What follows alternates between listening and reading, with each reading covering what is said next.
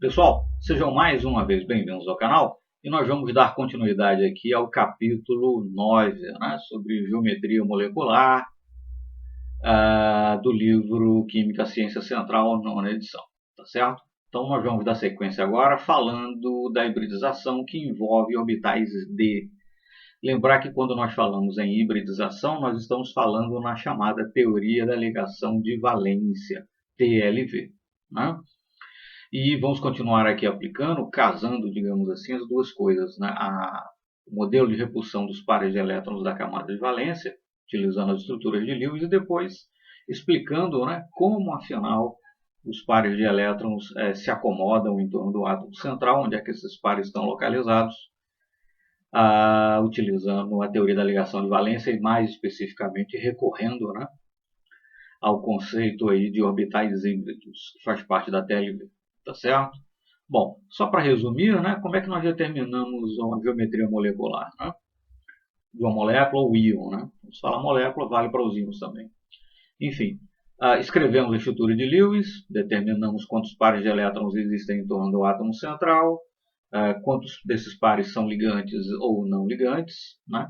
E a partir daí, então, com base no princípio, no modelo de repulsão dos pares de elétrons da camada de valência, né, que estabelece que os pares de elétrons em torno do átomo central vão minimizar ou buscar minimizar a repulsão entre si, adotando, né, a maior distância possível entre eles, nós teremos então a geometria da molécula. Só lembrar que já falamos em hibridização do tipo sp, sp2 e sp3. Né? Hibridização sp associada a uma geometria linear, sp2 trigonal planar e sp3 tetraédrica. Né? Mas lembrar que numa hibridização do tipo sp3 eu preciso de 4 orbitais, né, para acomodar 4 pares de elétrons em torno do átomo central. Não necessariamente todos eles estarão sendo utilizados para formar ligações. No metano, sim. Na amônia você vai ter um par livre. Na água você vai ter 2 pares livres, né, não ligantes, né, mas enfim. Eu vou precisar de qualquer forma de 4 orbitais para acomodar 4 pares de elétrons em torno do átomo central. E no caso de espécies como PF5, por exemplo, que eu vou ter 5 pares de elétrons em torno do átomo central, e SF6, que eu vou ter 6 pares de elétrons em torno do átomo central, eu vou precisar então de 5 orbitais ou 6 orbitais, né? E aí eu vou precisar recorrer então aos orbitais D na hora da hibridização, né? Então a hibridização do tipo sp3d está associada a uma geometria bipiramidal trigonal e uma geometria do tipo e uma hibridização do tipo sp3d2 está associada a uma geometria octaédrica, né? Enfim, 5 pares de elétrons, 6 pares de elétrons em torno do átomo central. Se a geometria será bipiramidal trigonal ou alguma geometria derivada dela, se a geometria será octaédrica ou alguma geometria derivada dela, por assim dizer, vai depender de quantos pares, afinal, estarão sendo efetivamente utilizados para formar ligações. Né? Bom, e aí no caso das ligações múltiplas, o autor vai discorrer um pouquinho, né? Ligações simples, a densidade eletrônica encontra-se ao longo do eixo, né, que une os dois núcleos que estão a formar a ligação. Já no caso da ligação π, essa densidade eletrônica encontra-se acima e abaixo, ou em torno, por assim dizer, né, do eixo que une os dois núcleos que formam a ligação. Né? Sabemos que uma ligação simples é mais longa e mais fraca do que uma ligação dupla, e por aí vai. Vocês podem voltar e dar uma olhadinha no slide ali com mais calma. Né? O que essa figura ilustra é a utilização das representações pictóricas aí, né, dos orbitais P, né, ilustrando a sobreposição de dois orbitais P, formando uma ligação π. Né? Eu vou ter aí, nesse caso, quando os orbitais se sobrepõem, uma densidade eletrônica que se encontra não ao longo da linha que une os dois núcleos, né, representados aí por essas bolinhas pequenas, mas sim em torno desse núcleo, acima e abaixo, ou em torno dele, se olhar isso, né, tridimensionalmente. Mas enfim, isso aqui caracteriza, né, uma ligação do tipo π, que como nesse caso aí, por exemplo, vai ser formada entre dois orbitais P puros, né, não hibridizados. Mas enfim, e aí então se parte para ilustrar, né, o conceito de hibridização, a sua aplicação, a representação pictórica, né, da hibridização de orbitais, utilizando-se aí o etileno, né, como exemplo, né, eteno, né, oceano com 2 carbonos e tal, enfim.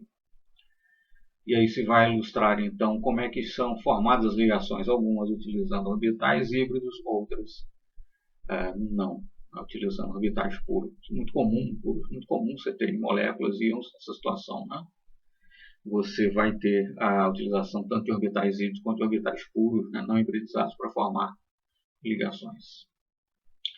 Nesse caso, então, eu vou ter os orbitais do carbono, um orbital S, combinando com dois orbitais P, formando três orbitais híbridos do tipo sp2. Né? Dois desses orbitais sp2 se ligam, sobrepõem-se aos orbitais S de dois átomos de hidrogênio. Outro desse orbital sp2 né, se sobrepõe, né, um de cada átomo.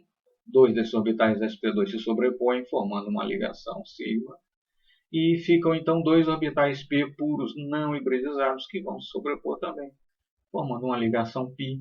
Então teria uma ligação simples, sigma.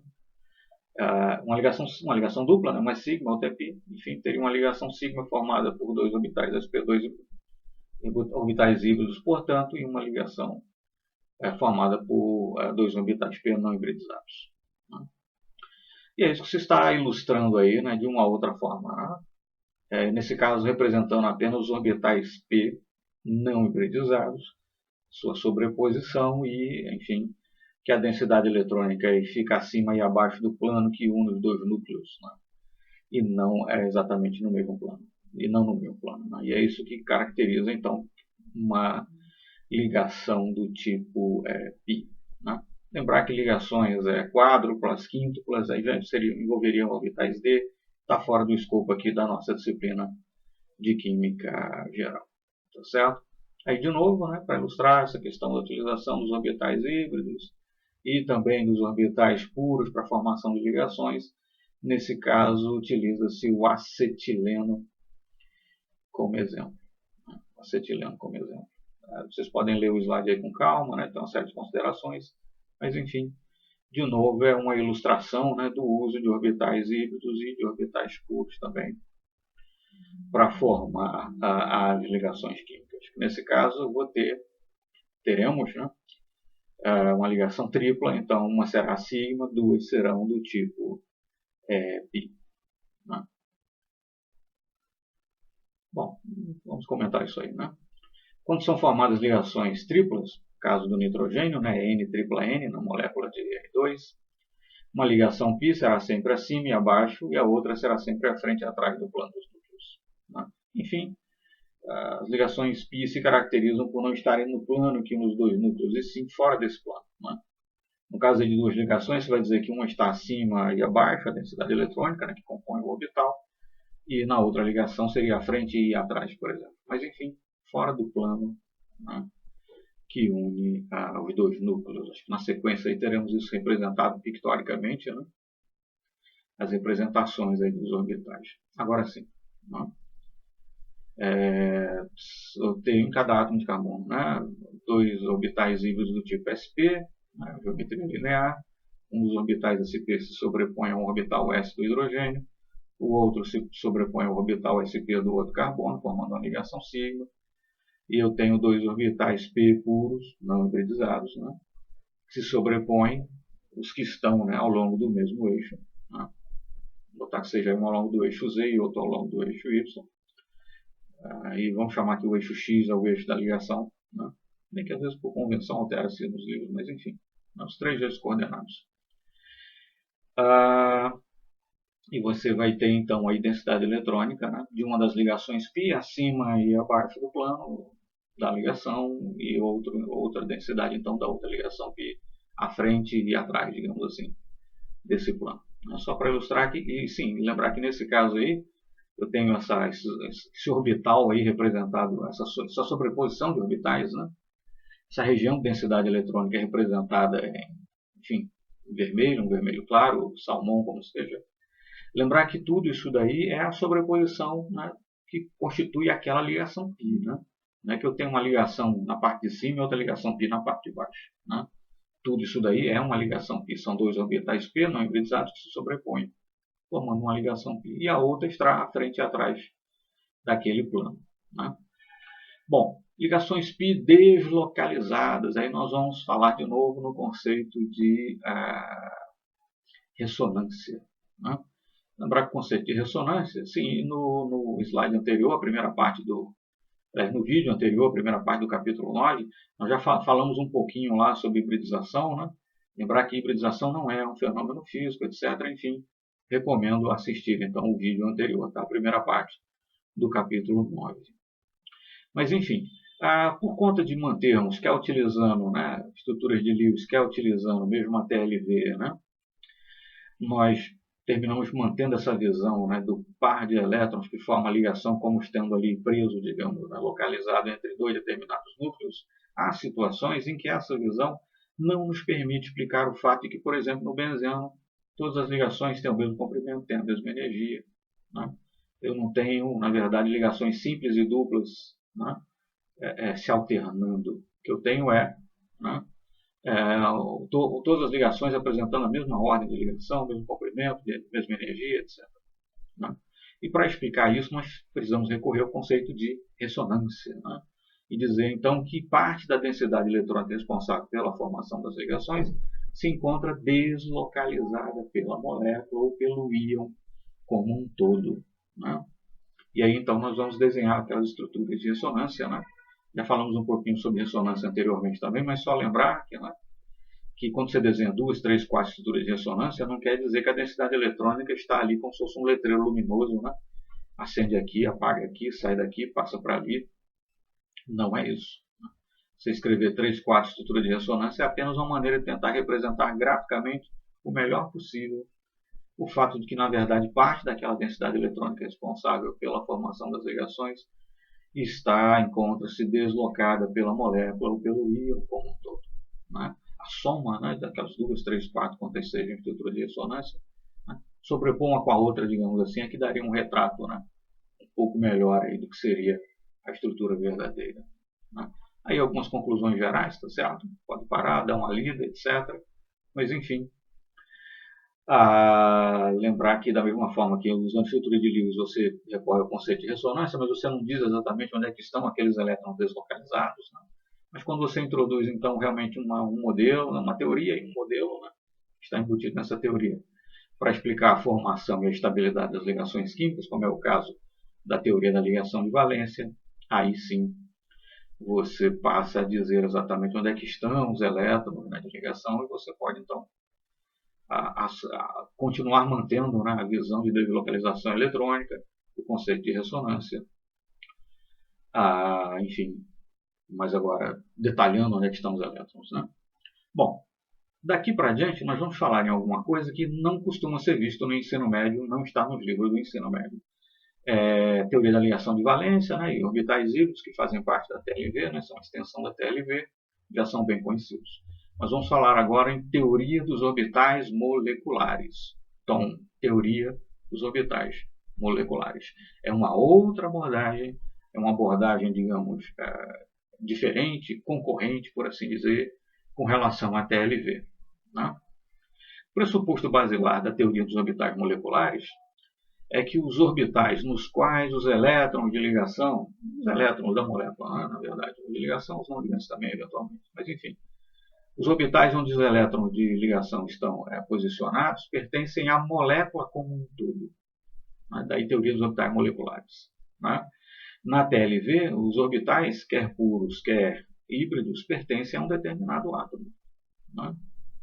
Na teoria dos orbitais moleculares, os orbitais nos quais os elétrons estão localizados pertencem à molécula como um todo.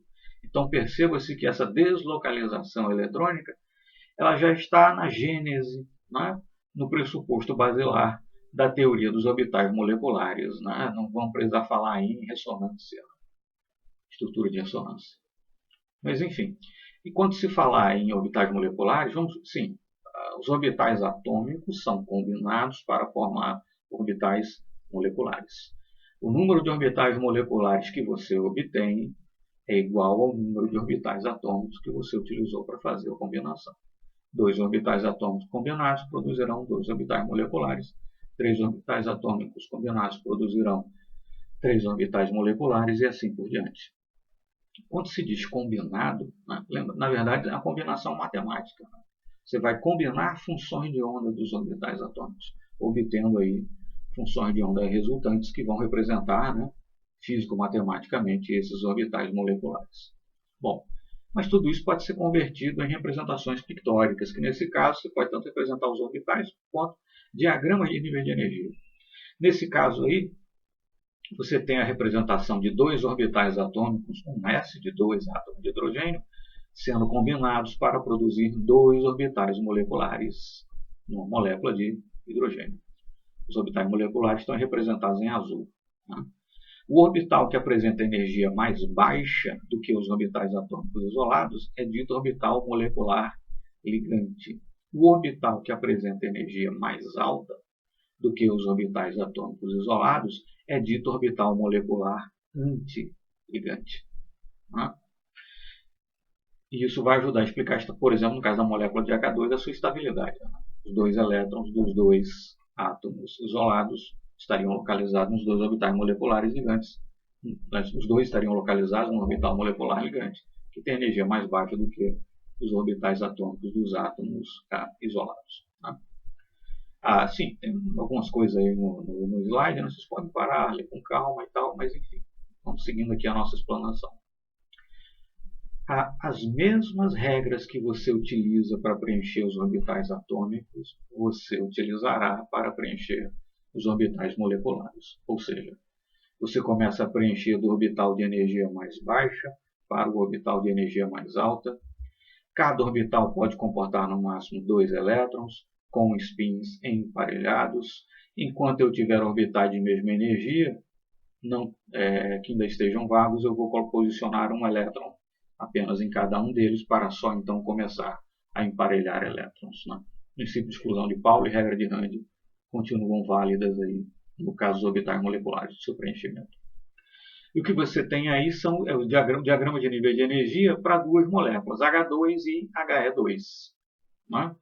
Os dois átomos da molécula de hidrogênio estão localizados no orbital molecular ligante, que tem energia mais baixa do que os orbitais atômicos isolados. Isso explica a estabilidade da molécula de H2.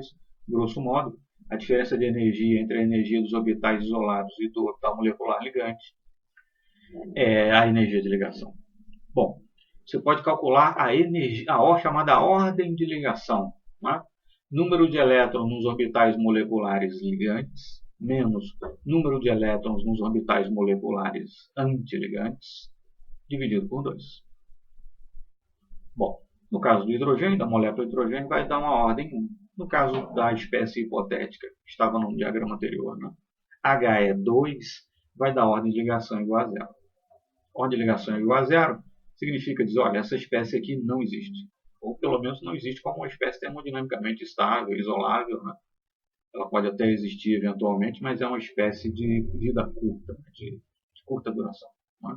Se você for usar o diagrama e calcular a ordem de ligação para He2, um átomo de hélio ligado a outro átomo de hélio, é o que você vai calcular uma ordem de ligação igual a 0. Porque, como nós sabemos, né, em condições ordinárias, os gases, o hélio e os outros gases raros, todos existem como espécies monoatômicas. Né? Bom, e aí vem algumas considerações mais. Né? O mesmo raciocínio que você utilizou para espécies mais simples, né? Hidrogênio, ou para aquela espécie hipotética He2, né? Diagrama de nível de energia mais simples, só tem dois orbitais moleculares, um ligante, outro antiligante. É claro que para espécies que envolvam átomos, né, com maior número de elétrons, né, ou espécies com maior número de átomos, se fosse o caso, é claro que os diagramas de nível de energia ficam cada vez mais complexos. Né? Mas os mesmos princípios, os mesmos fundamentos que você utilizou para preencher aquele diagrama mais simples, você utilizará para preencher diagramas mais complicados. Tá certo? Não é necessário ficar decorando diagramas de nível de energia, isso não faz sentido. Às vezes alguns professores querem esse tipo de coisa na prova. Né? Você termina tendo que decorar um diagrama para desenhá-lo na prova, para então preencher, mas não vejo qualquer sentido nisso. Na verdade, você tem que saber o que é a teoria dos orbitais moleculares, né? no que ela difere da TLV, quais são os fundamentos envolvidos no preenchimento dos orbitais moleculares, né? como é que você calcula a ordem de ligação, coisas do gênero. Né? Decorar diagramas não tem sentido. Bom, o que nós temos aí? Essa espécie hipotética Li2. Né? Do lado esquerdo e do lado direito do diagrama estão os orbitais atômicos. No centro do diagrama estão os orbitais moleculares. Né? Os orbitais que têm energia mais baixa do que os orbitais atômicos a partir dos quais eles foram construídos são ditos ligantes. Os orbitais que têm energia mais alta do que os orbitais atômicos a partir dos quais eles foram construídos são ditos antiligantes. Né? Normalmente, você vai diferenciar o orbital antiligante do ligante colocando aí um asterisco, né, no orbital antiligante. Né? Mas, enfim, mesmas regras para preencher. Né? Você usa para preencher os orbitais atômicos, você usa para preencher os orbitais moleculares. Né? E aí, então, preenchido os orbitais moleculares, você pode calcular a ordem de ligação. Né? Está fora aqui do nosso propósito, do nosso nível, né, do curso de Química Geral, mas adianto que a teoria dos orbitais moleculares ela é muito bem sucedida, tem sido muito bem sucedida, mais bem sucedida do que a TLV, para explicar normalmente propriedades que dependem aí da existência ou não de elétrons emparelhados. Né? Essa substância é paramagnética ou diamagnética, qual é o número de elétrons emparelhados, se for o caso, a cor, porque ele vai explicar quais são as transições eletrônicas possíveis, etc. Então, a teoria dos orbitais moleculares tem sido muito bem sucedida. De alguns anos para cá, alguns autores aqui e ali levantam, inclusive, a questão, será que não seria a hora de aposentar a TLV, né? Ficar só com a teoria dos orbitais moleculares? Né? Mas, enfim, a TLV ainda tem seus méritos, né? Seu poder explicativo, como percepção, né?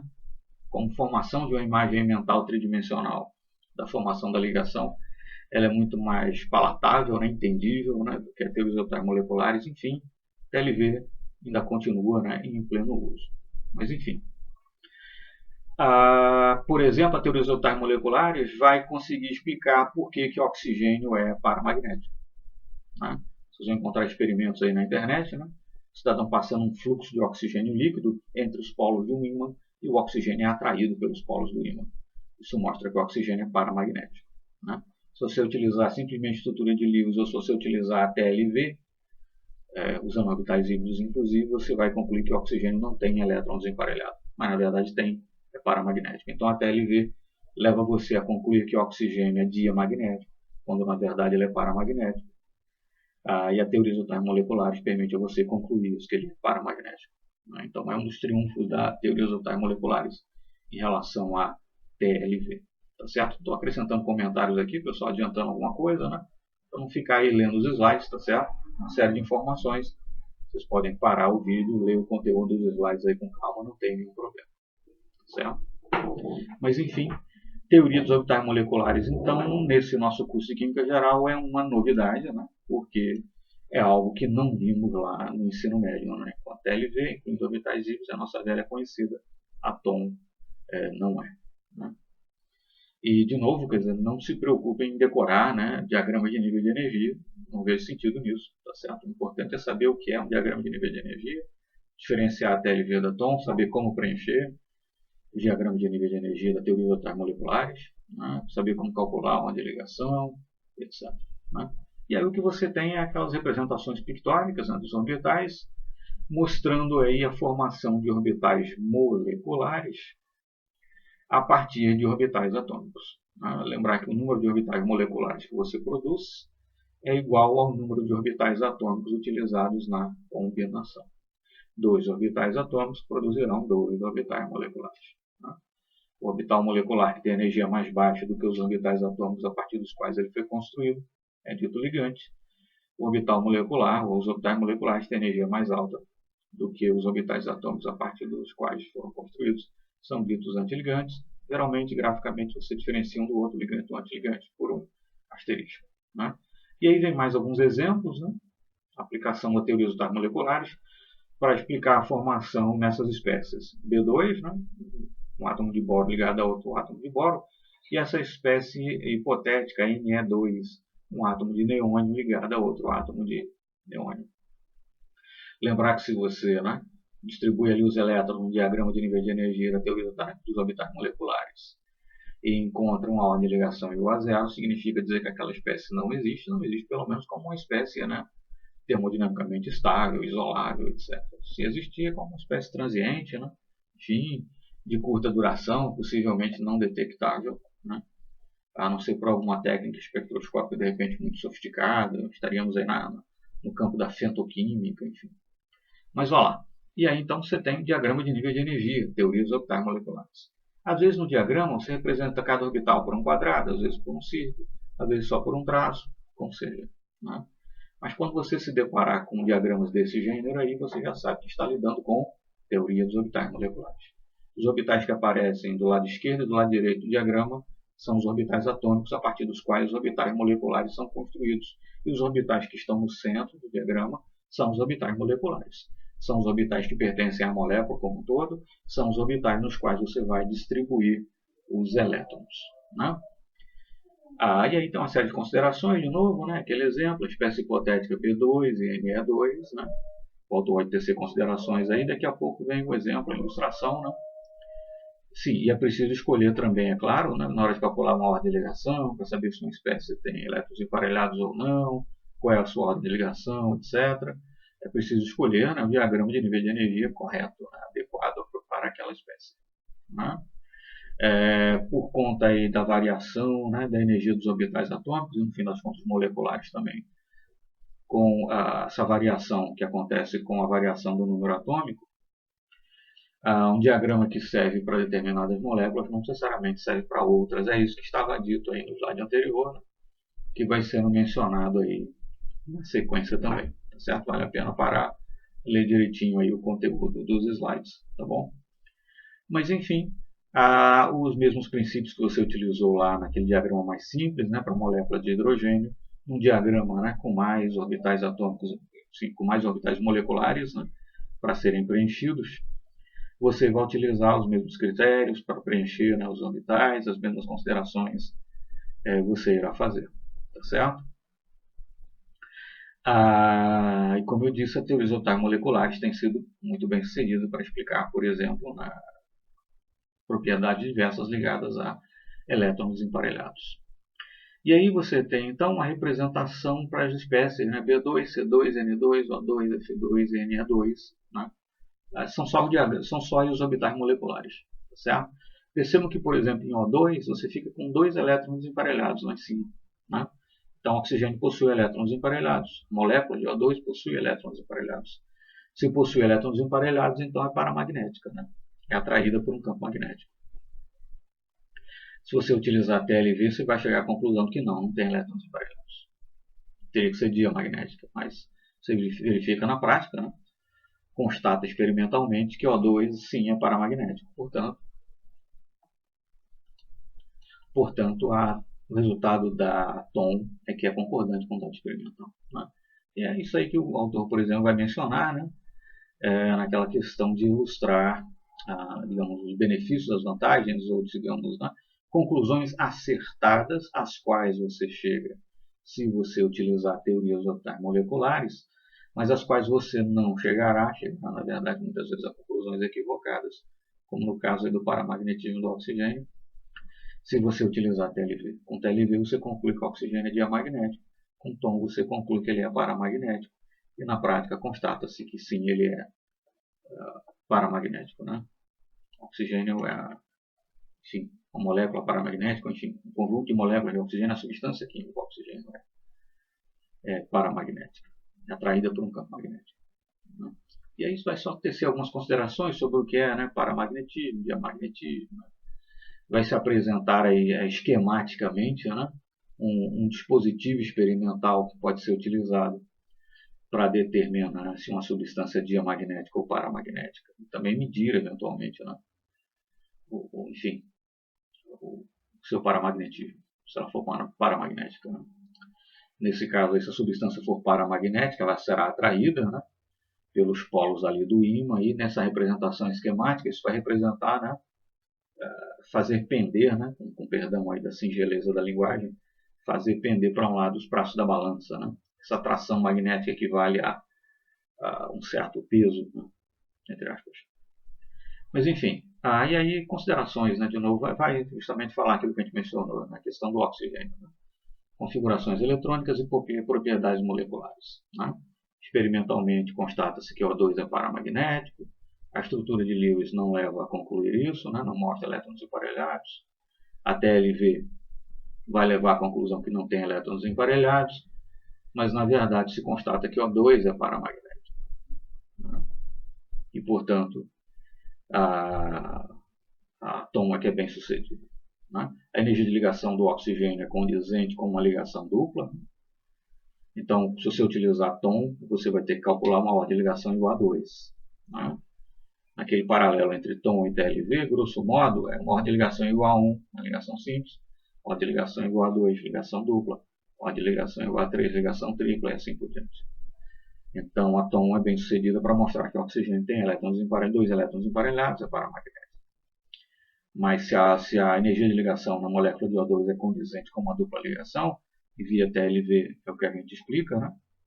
Uma ligação dupla. A estrutura de Lewis também vai prever uma ligação dupla. Então, se eu utilizar tom, eu devo calcular uma ordem de ligação igual a 2. E é isso que você vai calcular, né? Você pode voltar para um dos slides anteriores, que tem lá uma tabela, né? Com uma série de moléculas ilustrando a ligação. Você vai poder aí constatar que, sim, a ordem de ligação é igual a 2. Tá certo? Pessoal, muito obrigado. Se o vídeo lhe foi útil de alguma forma, se inscreva no canal, né? Nos ajude a subir aí no conceito dos algoritmos aí do YouTube e o canal tem um pouco mais de relevância, tá bom? Muito obrigado e até a próxima. E agora é hora de ir para os livros e fazer os exercícios, tá bom? Muito obrigado.